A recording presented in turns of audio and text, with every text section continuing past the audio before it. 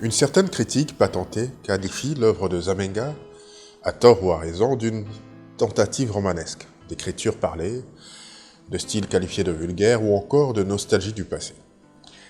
D'aucuns vont jusqu'à dire qu'il est spécialiste d'histoires de sorciers, qui rébutent certaines sensibilités. Nous n'entrerons pas dans ce débat.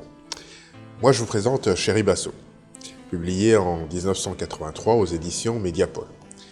Réflexion et impression par comparaison, telle est la toile de fond de ce livre. Chéri Basso. Comme pour toutes ses publications, Zamenga en écrivant n'écrit pas pour chercher la célébrité. Écrire est pour lui un acte de foi. Un acte qu'il voudrait sans artifice ni tricherie. Communiquer avant tout avec ses compatriotes. Un acte de confiance. De la confiance et de la conviction en l'homme zaïrois à l'époque, congolais aujourd'hui, nu, dépouillé de toute singerie, dont son authenticité retrouvée. Pour l'auteur Zamenga, si nos pays sont bloqués dans l'impasse, c'est parce que l'homme noir, victime de l'intoxication européenne, a appris à n'avoir ni foi, ni fierté en sa culture, en sa civilisation. D'ailleurs, Zamenga a toujours regretté d'écrire en français. N'eût été les contraintes de l'édition, il aurait écrit volontiers en kikongo ou en lingala. Dans ce livre, tels les deux persans venus d'Europe et à Paris dans les lettres persanes de Montesquieu, l'œil de Zamenga scrute tout.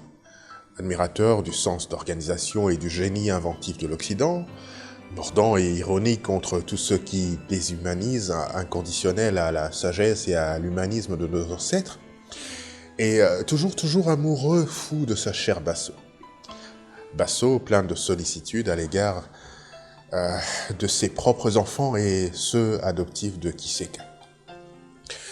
Tour à tour et selon les lieux, les personnages et les événements en présence, il s'interroge sur le culte de la machine et la nécessité de la modernisation, sur la langue et la culture comme outil de développement et de rapprochement entre les peuples, sur les rôles et l'avenir de l'école en général et de l'université en particulier dans nos pays.